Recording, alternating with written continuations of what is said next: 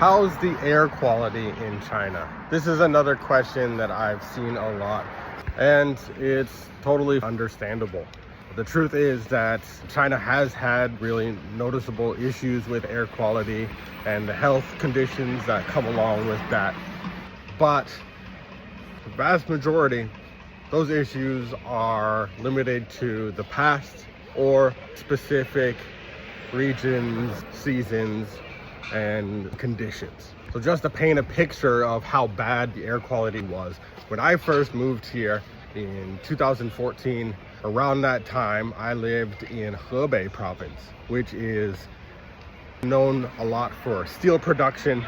It was in a very industrial area close to Beijing and Tianjin with the industrial ports, and geographically trapped inside a mountain range. And so the air quality there was atrocious. I remember in the winter especially, there were times where I would take the high-speed train and looking outside the window, everything had kind of a yellow haze. Or there was even one time where I was driving with a friend late at night, and we stopped at a red light, and we actually had to rely on the GPS to tell us that the light was red and when it turned green, because from where the intersection started, we could not see the light through the haze. But that was over 10 years ago. And at the time, this was pretty common around China, but that's completely changed. Nowadays, the air quality is great.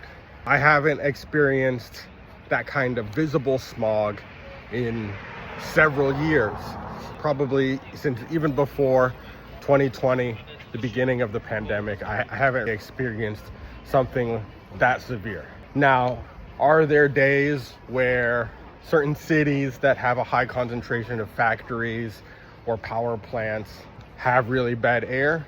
Yeah, those still exist. Is the air quality generally worse in the winter, especially the more rural areas? They're burning coal or wood for heat. Yeah, that's also true. But on your day-to-day basis, even in the big cities, even in the industrial center, air quality is on par with global standards.